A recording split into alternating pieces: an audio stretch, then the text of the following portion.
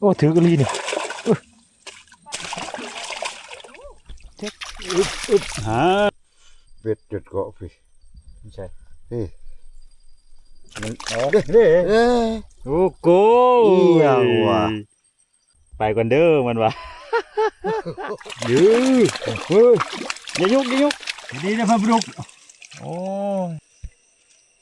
เห็นยื้อถึงแต่ของพันกระปูพันปลุกมันจะได้เด้เห็นยื้อเด้รุดเด้เจอของพันกระปูเฮ็ดเวียกแล้วปากบอกเนาะ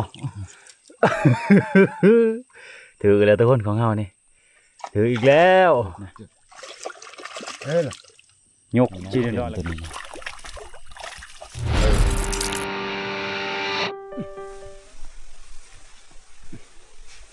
ไปทุกคนมานี่ใหญ่ขึ้นไปเทิงนะ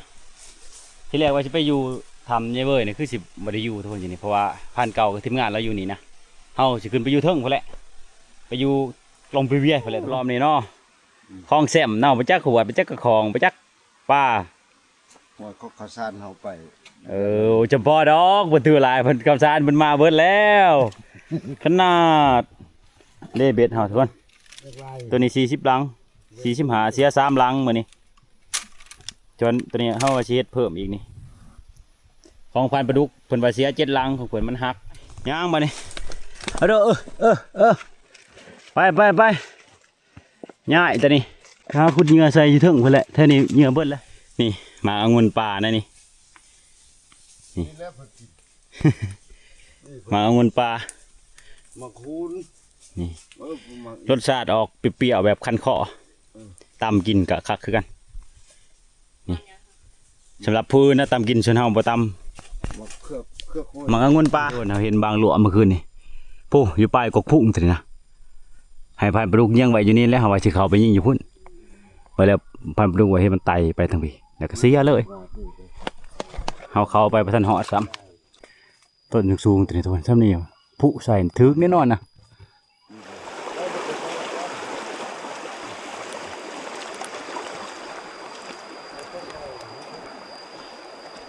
พันปลาดุกนะลุงตุงนั่งเลยเฮ็ดโชว์ถือเบ็ดนี่แหละเนาะ เฮ็ดโลดท่านว่าเรื่องเบ็ดเนี่ยขนาดมั่งเมื่อวานรอบหน้าก่อนพอได้ขอจะไปน้ำไปก็ไปยางคักว่าบ้านนี่เป็นมักเล่นเหลืองลงน้ำลงไหนใส่เบ็ดใส่ยางนี่เอาที่มาอยู่ลงไปเวียแหละทุกคนนี่แสดงว่าทางนี้พ้นบ่แห้งไปได้นะน้ำจะบ่ขุ่นไปได้ทุกคนห้องเบื้องนี้เบื้องอันนั้นลงพลุยนะทางนั้นเบื้องอันนั้นเข็มโง่ห้องเลยมันประจวบกันอยู่นี่ก็เลยเขินปลาครบเอาอยู่ห้องตัวนี้ที่แรกว่าจะอยู่ทำเยอะเบยพวกอันนั้นพันเก่าอยู่นะฮะนะเขาก็เลยย้ายมาอยู่เทิงพี่โอ้กำลังว่าหัวพอได้มาอยู่นี่เพื่อแล่ยี่หลุมพอใส่เบ็ดนี่แหละว่าจะมานี่เลยโอ้มานเนาะมาพอเดียวเนี่ยมันขนาดเนาะบ้านใหญ่ฮะบ้านใหญ่โอ้ส่วนกันกี่นี่มันกำลังสุดขึ้นเทิงสวนกันเลยส่วนขึ้นไปเทิงน้ำจะไป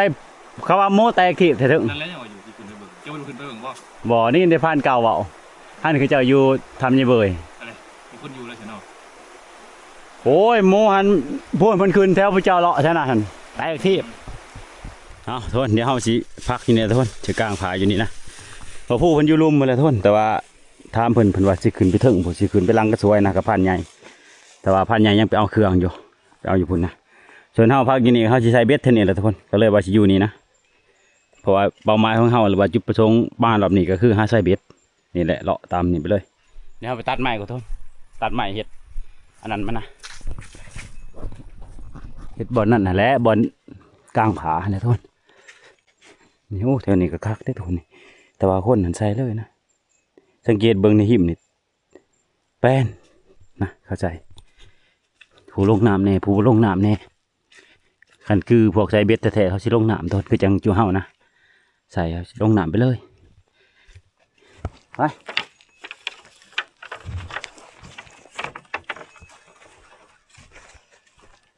ต่อจะน้อยครับปริมาตรเพียงกันอีกแล้วเห็ดตัวนี้อีกจะผ่านประตู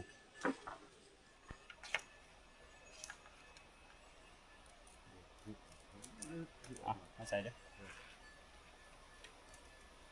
เฮ็ดบ่ได้ก็บ่เคยว่าสิบ่เที่ยงกันจักเทื่อ ไปยับไป เด้เฮ็ดบ่ถูกนี่ เนาะ ครับพี่ครับ เฮ็ดถูกเว้ยมองได้มันกลัวมันนั่นน่ะ มันสิได้ไปแต่ได้ทางต่ำตัวสูงมันนี่ สวีทนี่ฮะเฮ็ดยังก็ถูกต้องอาจารย์ อ้าวของเจ้ามันแทงต่ำจ้ากันยังเพื่อเจ้าเลยนะ โอ้ย ว่าที่ไปเทียงแล้วนะ มันบ่ได้นะมันบ่เที่ยงกันดิ เอ้าวัด วัดทับอัน มันมีตัวคำอันหนึ่งอยู่นี่แม่มันโยงยีไว้ลูกพี่ ละ นาเอ้าไป ท่านท่านคนนี้สิพอ ดึงไปเร็วๆโอ้ยไว้หน่อยตีพอดีเลยไปเห็นอะไรเลี้ยงมากผมแฮะเต้นเฮากับกลางแล้วนะประมาณนี้แหละเทียงกันไปเติบหนึ่งนี่กันบ่เทียงนี่มันบ่แล้วเห็ดเทียงเห็ดเต้นเห็ดอิหยังก็ตามกันเกี่ยวกับพวกนี้ต้องเทียงกันโอ้พาไปดูคนดังไฟเนาะสิพางัวบ่ลูกพี่ ยาปลา ย่างป้า เขาก็ว่าไปสิ โอ้ฮะเฮาก็ลงทุกคนเฮามีเวียกงานสิเฮ็ดอยู่ได้นี่เฮาสิเล่าขั้นเบ็ดเฮาอยู่นี่บ่ทันแล้วอยู่เฮาเดี๋ยวเฮาสิเฮ็ดภารกิจตัวนี้ก่อนทุกคนนี่เฮ็ดขั้นเบ็ดก่อนนี่พันปลาดุกเพิ่นสิกะสิเฮ็ดหิงย่างปลาปลา2โตหิงหันโป้ย่างปลาได้เป็นกระพุ้ยเฮ็ด เดี๋ยวเราเอาแนวอื่นมาให้โอ้ อันยังล่ะแนวอื่นบ่ได้ออกไปทางใดอยากได้แนวอื่นอยู่บ่เบ็ดเฮาก็เฮ็ดแล้วมันเรียบร้อยนะนี่เฮ็ดแล้วแล้วก็ลงไปว่าตัวเองบ่ได้เอาหมากเบ็ดมาทุกคนจักว่ามันเหี่ยหรือว่าจักจะได้เนาะซอกหาจะได้ก็บ่เห็นโอ้ก็เลยได้แต่นี่นะได้แต่50หลังทางเบิดนี่ตัวนี้บ่ได้เอานะถึงบ่มีหมากเบ็ดนี่ปาไปก่อนส่วนพันธุ์ปลาดุกก็ไปขุดกี่เดือนแล้วโอ้ยไปทางแคมป์พุ่นมันพันธุ์ใหญ่เราก็มาแล้วพวกเราผ่านมาในนี่แหละเดี๋ยวสิไปเล่นน้ำเรานะแล้วอยู่หลุมพุ่นแหละกับบ่ฮู้เลยจักเขาสิไปอยู่ไสแหละเขาว่าอยู่นี่ก็อยู่นํกันเลยทุกคนเพียงแต่ว่าเขาอยู่ทำนะเพราะว่าพาย่างเฮานี่มันอยู่ได้แต่ประมาณ3คนอยู่ได้แต่3คนมันก็เต็มนะมีแต่อันนั้นก็กินอิหยังก็กินนํกันก็ได้ทุกคนเพราะว่าเฮาอยู่ไกลกันอยู่แล้วนะยัง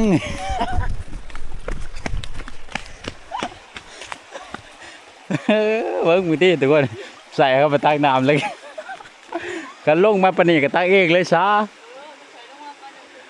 โอ้ข่อยเกรงใจนะอันนั้น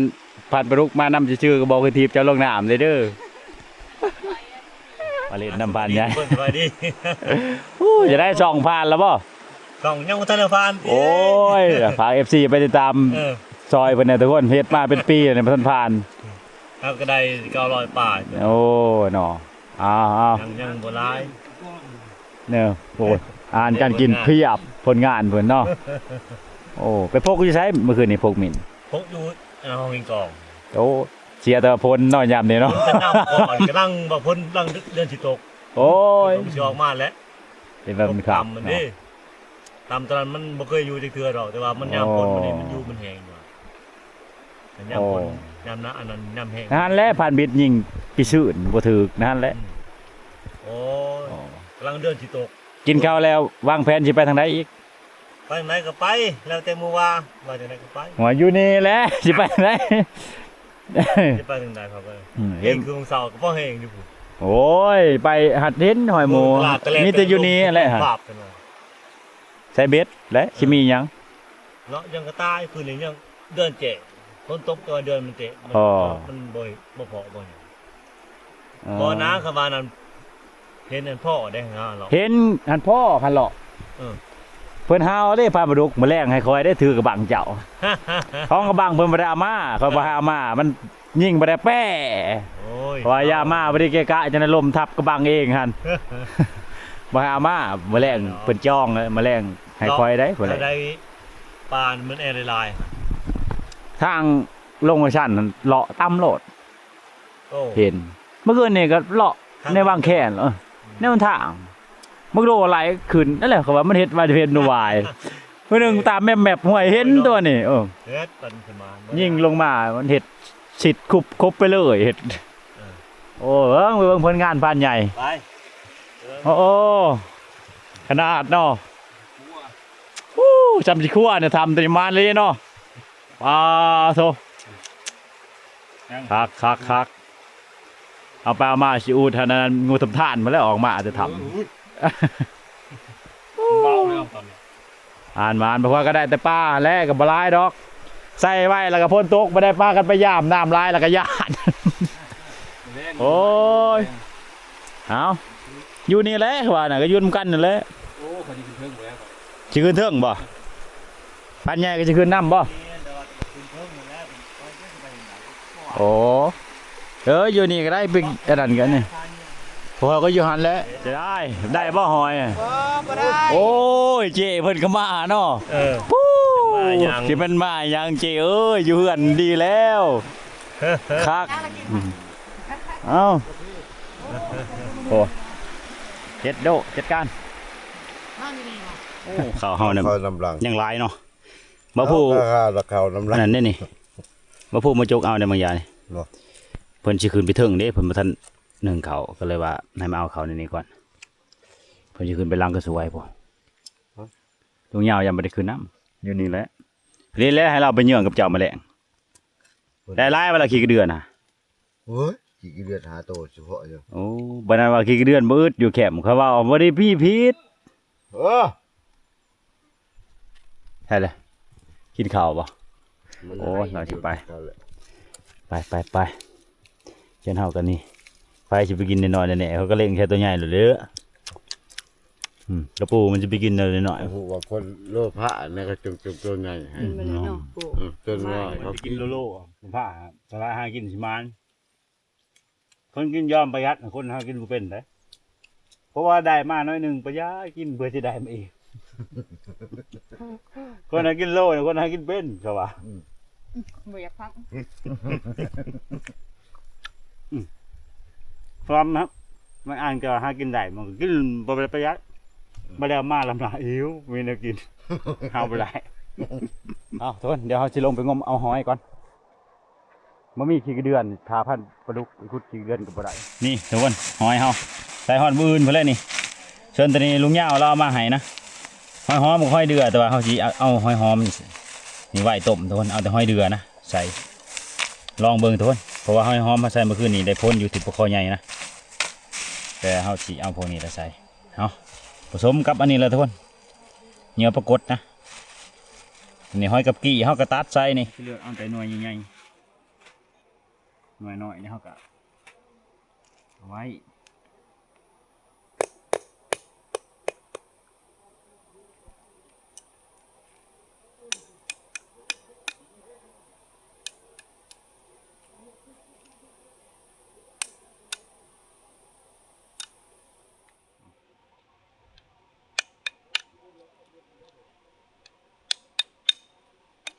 บอนอื่นกับประทับเนาะประทับเฮียงเจ้าอยู่นี่แหละ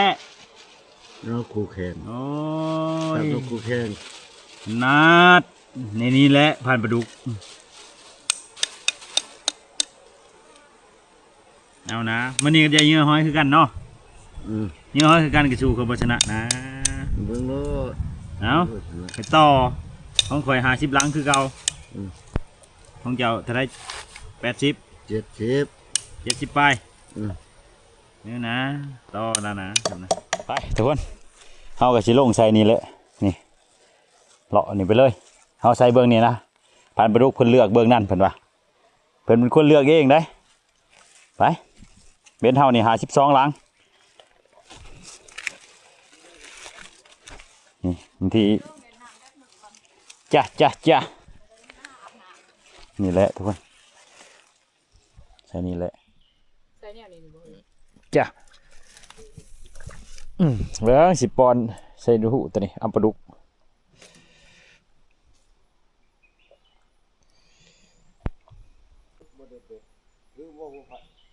นี่ใช่ถือแล้วเหรอคอยสิถือไปย่างไปผมตายเพียงนี่ตัวนี้หอยหอมเอาปลาคอหอมนี่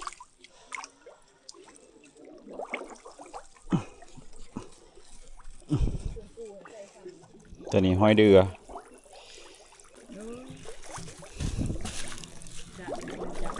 หึ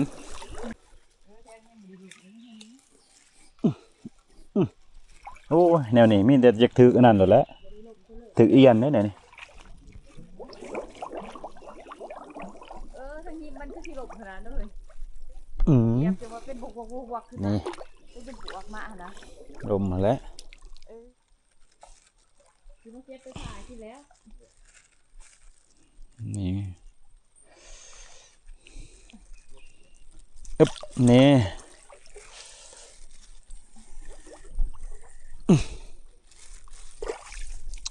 ใส่ทีเลย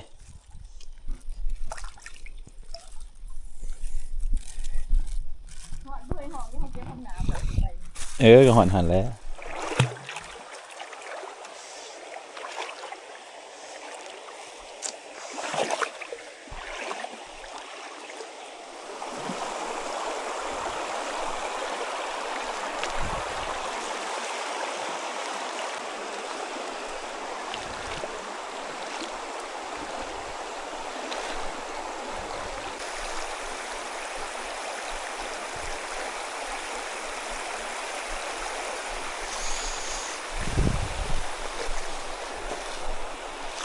บ้าเดี๋ยวนี้คือชิมีอีกหรอวะเอามาลองมาหูปลาอย่างนี้ไปทั่วประเทศ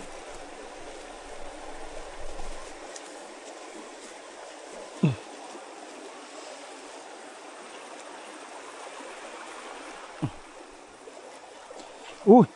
ปลายังหรือผู้ปลาไม่ได้เห็นมันทุกคนนี่มันอยู่ในนี้นะ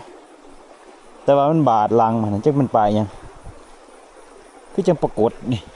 หมดสละเลยทุกคนผ่านปลาดุกเพิ่นแซงเฮาเลยเพิ่นไปก่อนแล้วรอบนี้เฮาฆ่าตัวนี้นะไปเบ็ดเฮาคือเรือบ่หลายทุกคนเรือ2 4 6 8 9หลังบ่อนนี้มาคักเท่าว่า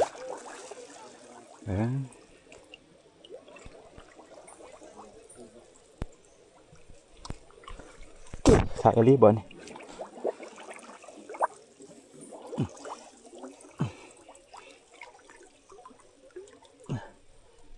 ข้างไว้อยืดถึงนั่นตัวนี้นี่ลอยแล้วนะอย่างนี้ตัวรับรองเลย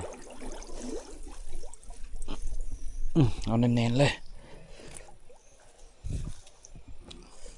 นี่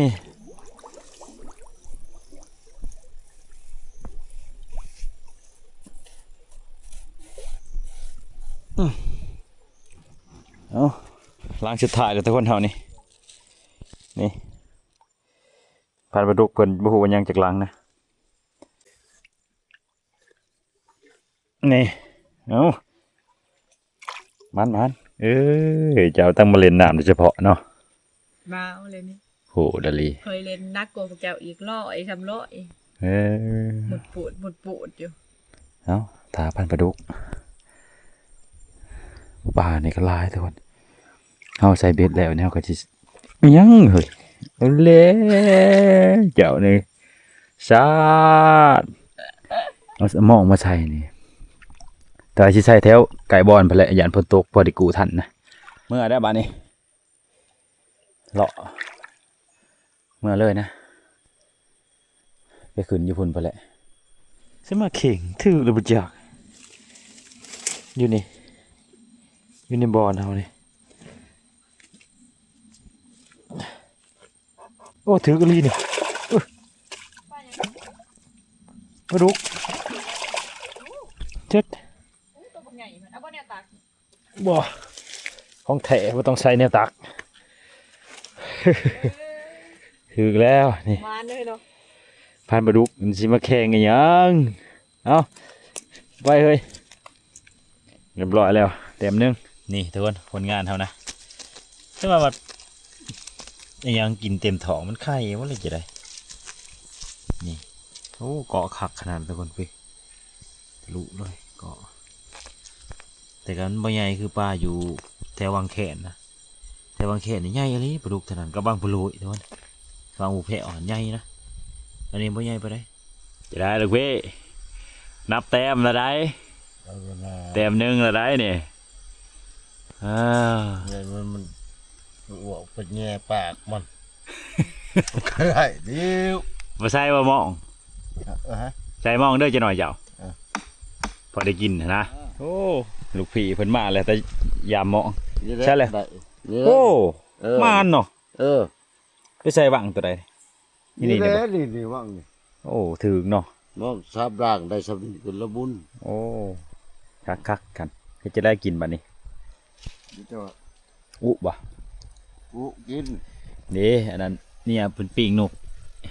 กพันธุ์ใหญ่นะทุกคนนี่ เออเขาก็กินนก แต่ว่าเพิ่นว่าปิ้งลาบว่าซั่นเอาพันธุ์ใหญ่นอนบ่ เน้นเลยเราว่าเด้อ โอเคผ่านไปดูเพิ่นปุป่าทุกคนพวกหิงเพิ่นหนึ่งบ่ได้ย่างแต่ป่าเด้ย่างทั้งสงทั้งเสือพวกจนสุดเฮ็ด ผ่านมาดู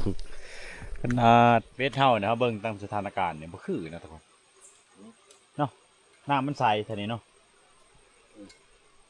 น้ำใช้ก็ถือเหงื่อนี่ จังว่าแหล้วจะน้อยไปแล้วทุกคนจังสิไปหายามนะกินข้าวก่อนถือหรือบ่ถือกะผูกันจังหน่อยนี่แหละโอ้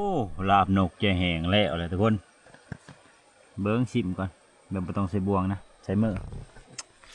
แผนกชิม แผนกชิมก็แผนกตีโอ้บริติบ่มันนี่ ข้าวทาอยู่ อยู่โปะเลยเนาะ ทาแต่อุปลาพันปลาดุกยังได้เลยนี่ เรียบร้อยสวยว่าง จอยว่าง อีเจาะจะปากกันเลยบ่ โอ้ครับพันใหญ่มาแล้ว มันนอน ปลาผู้บริโลงนอนปลาผู้โอ้นอนอยู่พูนเลยเนาะถ้าอุปลาพันปลาดุกจะเข้ากินได้ลูกพี่เอากินข้าวบานนี่โอ้นี่ลาบนกลาบนกอันนั้นพันใหญ่ได้นี่ กี่ปากกองไว้ ครับนี่ เอาขึ้นมา ในเทียง สั่งแม่มา ลาบนกปลา อันทนมากินข้าวน้ำกัน ปลาปลาดุกเนี่ย กับปลาแซลมอนปลาไปลูกคนไปใส่ใส่ปุ๊บปุ๊บปั๊บเนาะเหมาะเลย สมควรอยู่เลย มองเลยมองไทยบอก มองเงี้ยบัว มองยังบัวมองคือหันใจได้ทีเดียวเนาะ โอ้ครับ เยอะหลายๆเนี่ยห้าทางอันนั้นวิ่งใส่คอนหมอคอนไม้ได้กันเยอะหลายแล้วก็ว่าโอ้ไม่ได้แล้วสร้างไม่ได้แล้วตัวนี้คืออยู่หรอทีมเลย มองไงสับเนาะ โอ้เยอะร้านที่ใช้ก้อนหมาก โน้มนี่ใส่บอลหกแล้วก็แล้ว จับโต แล้ว กลางอยู่กุหลาบ นี่ ก ก็ ลางได้ มาทุกคนมา เยอะดู โอ้โดมันการมวยกันแล้วมันเลาะไปเลาะมาเห็นหนัก มันบ่อยากป่าอยาก มวยะ มากินเนี่ยมาดำหนกเนี่ยพอกินอยู่เนาะ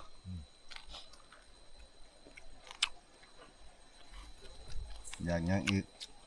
เห็นก็กินแหละ ไม่ใช่มาเวอร์ เมื่อที่เขาจะไปกิน ไม่เรียนเนาะจำเด็กเวอร์แล้วเนาะ มาเวอร์นี่คือสิมีแต่บ่พูดแล้วว่าสิมีชีวิตเราไปอยู่ดิ เรียวนะเบิดทีมงานเรียวแล้วดุแน่ ไปดูแล้ว ตอนนั้นโทษกินข้าวแล้วก็พักผ่อนจะหน่อยนะเองสิพากันไปยามเบ็ดจะหน่อยนี่สิพากับพานปลุก2 คนทุกคนฉันเมียกะบ่ได้ไปนะให้ไปอยู่บอนมันไปยากกลางคืนนี่ไปยามแล้วก็มานะสิพากันไปยามเบ็ดก่อนกับพานปลุกเชิญพาเมียกะเพิ่นบ่ไปจะบ่ไปบ่เฮ้ย เราไปจ้า จ้าสิไปกับพานปลุก2 คนนะบ่ส่งสิถือเด้อทุกคนแต่ก็สิเลาะเบิ่งนะเถื่อมันถือให้ก็มีเอาแหละเลาะไปกับบ่ไกลไปได้ทุกคนประมาณกิโลนึงนะแต่ว่าเอาไปยากเติบพอแล้วในน้ำโอ้ยบ่ถือทุกคนไปลงน้ำเป็นตะคืออยู่บ่เด้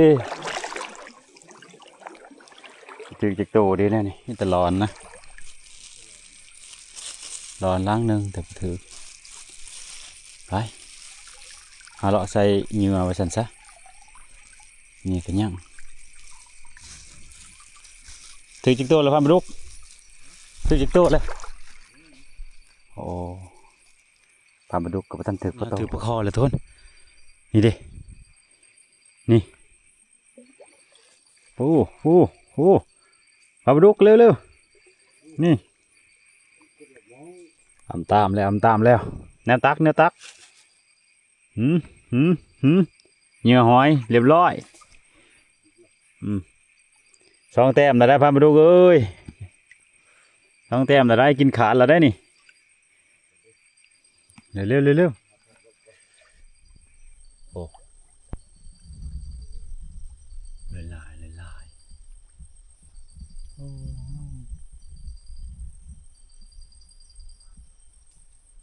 ใจเย็นลูกพี่ใจเย็น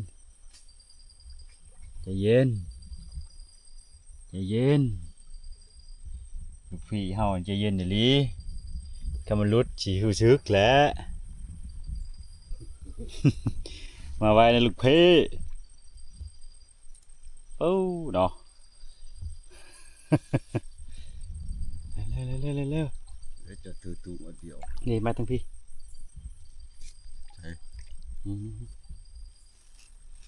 ปกคอ เออ แล้วปลาสด มันไม่ได้ช็อตดอกชิยกจะน้อยดิแล้วมันชวดฮัน โอ้ย โอ้ชีมือเลยเนาะโอ้ตามเลยกำขัดเนาะรุ่นนี้กำขัดโอ้ทำมาดูเก็บแล้วรุ่นกำขัดโอ้โหก็คักวะ ก็จะได้จุดเบ็ดจุดเกาะพี่ ไม่ใช่ นี่ มันอ๋อเด้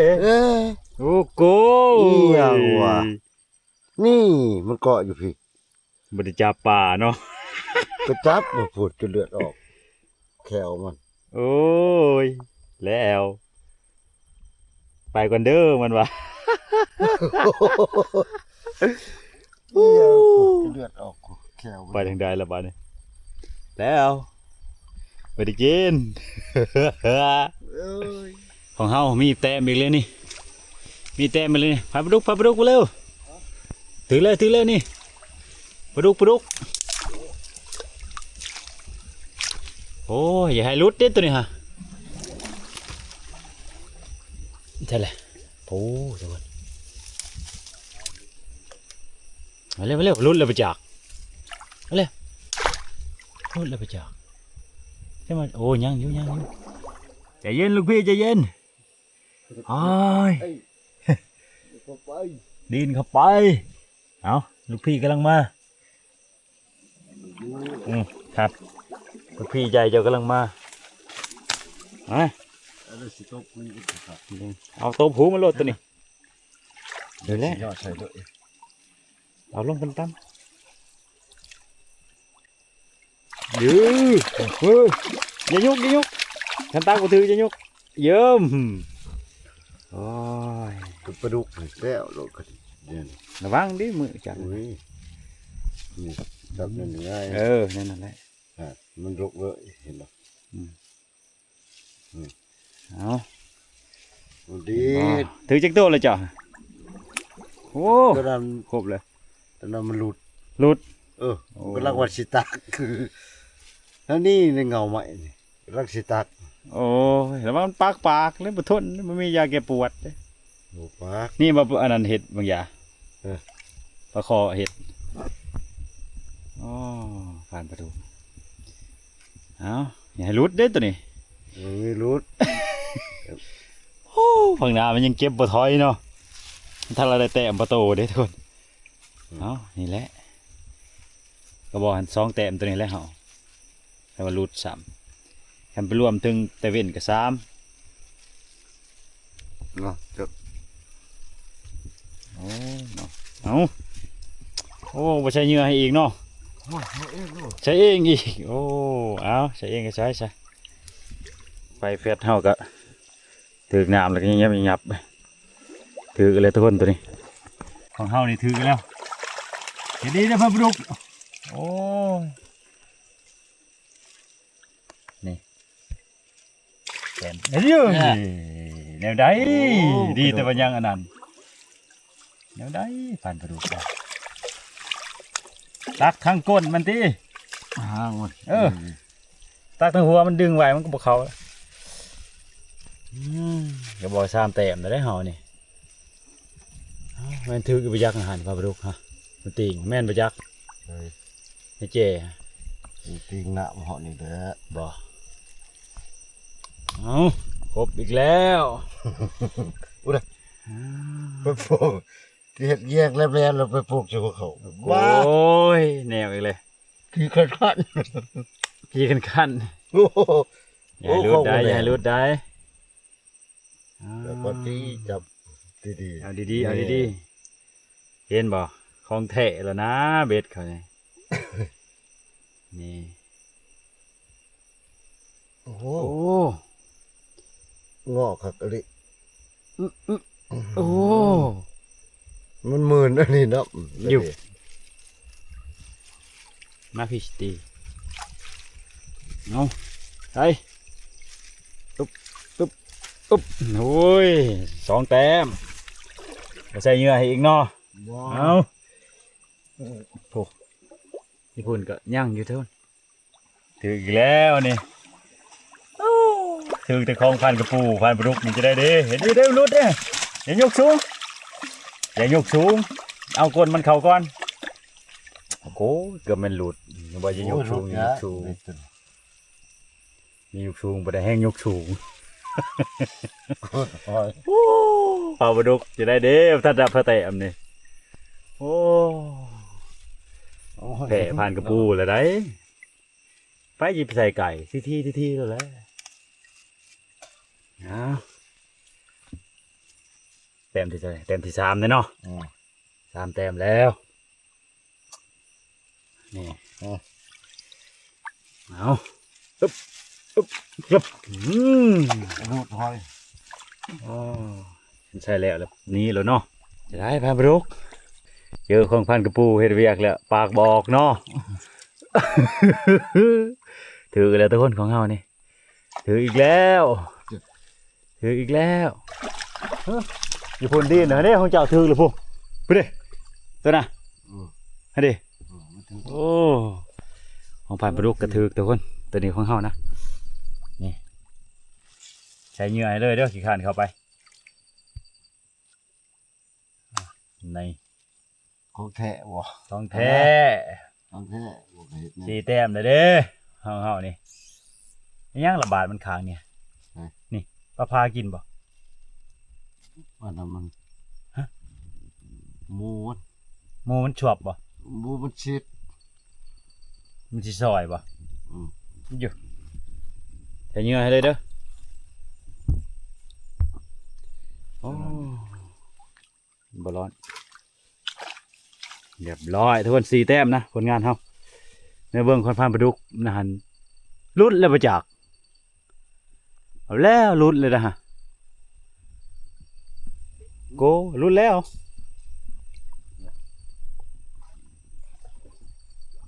โอ้ยังอยู่ในเบิ่งคนพานปลาดุกทุกคนป้ายยังล่ะจะมาดีนแห้งแท้โอ้ไงปลาดุกโอ้ถือบนน้ำตื่นบาดสิถือนะ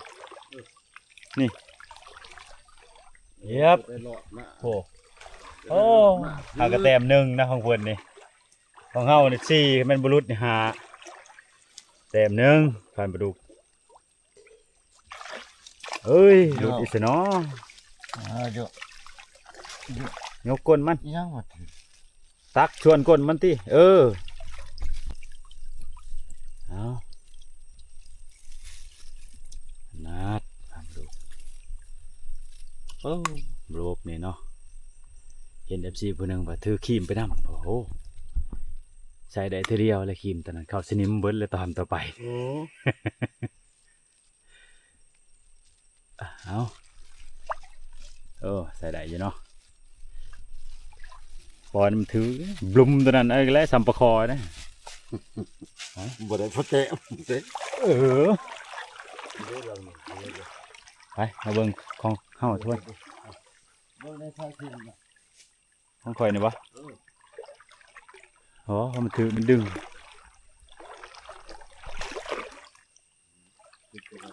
อีหยังวะอีหยังดึงกุ้งบ่กุ้งดึงเขาแต้มสองมาแล้วของพันประดุกแต้มสองอ๋อเบ็ดเฮาเบิดแล้วทุกคนเหลือแต่เบ็ดพันประดุกนะ ล่ะ ยกชีนดอนแล้วก็ตักกดมันอ๋อเอาแต้มที่สองมีแต่อีดุกเนาะมีแต่หมกหัวไปเอาโอ้อันระบบนี้แล้วเนาะ ระบบอัตโนมัติ เอ้ยเฮ็ดรอดต้องมีสักมือแล้วละมันวะ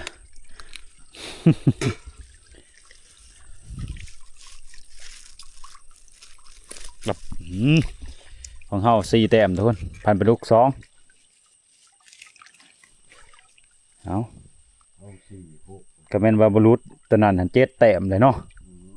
ปลาคอใหญ่ท่านโอ้นายเด้ โอ้ ยัง ปลา อันนี้เด้โอ้ยคิดว่ามันบ่ถูกนี่ปลาดุกตัวแต้มที่3ของพันปลาดุกโอ้จำเฮาเอ้ยอย่าเฮ็ดแนวนั้นมันสิหลุด ได้ล่ะ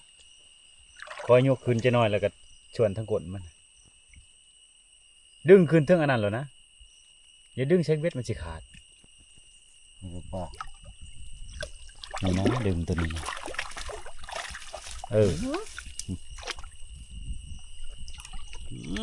แต้ม3ของพันปลาดุกทุกคนครบอีกแล้วว่ะเห็ดปากเด้ลูกพี่ทั้งโปะโปะ โอ้ยแขวออกซะเนาะบ่ได้ยำนางกรอบหรือบ่อีกตัวนี้ ปลาดุกปากก็ปาก โอ้ บางทีพูดก็มันทด เอาคักเลยเนาะมีแต่บักใส่งามๆเลย คึกกว่าติ จัดไปนี่แหละคันเราใส่ห้องใหญ่ต้นมันสิบ่ถือตัวน้อยนะถือตัวใหญ่แต่ก็ใส่หอย มีแต่ปลาดุกกินกับปลากดปลาแนวอื่นบ่ไก่เลยนี่ไปทุกคนเมื่อนะบัดนี้ลัดขึ้นทั้งโคกเลยเฮ้ยคนนี่คือเดียวก็ดอยเลยมาแต่ย่ำกลางคืนนะย่ำนอนม่วนไปถ้าเราหอดบ่อนอยู่เฮานี่พ้นห่ำเลยพอหอดบ่อนเฮาพ้นเฮ็ดเวียกแล้วโอ้ยเนาะ เตี้ยกว่า ผู้อยู่บ่อนก็อยู่ชื่อๆเนาะกระติบเขากระติบเข่าพวก โอ้ยได้มาขาดเลยดิ โอ้ยผลงานเฮานี่เนาะเฮียบคนเฮ็ดเวียกแล้วจะได้ลงยาวแล้วอยู่ทำบ่ได้เราที่ดีกว่าเฮาอีดอกเฮาอันตี้มีศาสตร์มาเบิดโอ้เช็ดช่วงสลิดข่อย พากันนั่งกินจังงอกบาดนี้นอนบ่ได้นะมันเปียกเอาจังซี่ซะข่อยสิวางแผนข่อยสินอนข่อยสิเอานั่ง เอาเพราะว่ามันบ่ได้เปียกบอนนี่เด้มันนอนได้ผู้เดียวแบบเสียสละให้ข่อยนอนซะ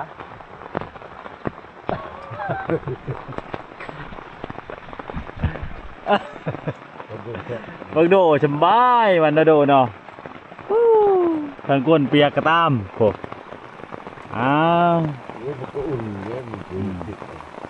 มันอู่ข่อยบ่นี่เฮ้ย โอ้ โอ้ยทำบ้างไว้โดนมันสาดมากนะใส่อันนั้นในพันกระปูบ้างไว้ กัน ว่าเชื่อเฮามันเปียกจะเหลวนะเอ้าลุงยาวอยู่จังไดเด้อยู่ถ้ำบ่เรานอนอยู่พุ่นเลยเหรอ มันสิบ่พาบ่ แล้วก็แล่นเขาทำ ทำตอนนั้นนั่นแหละ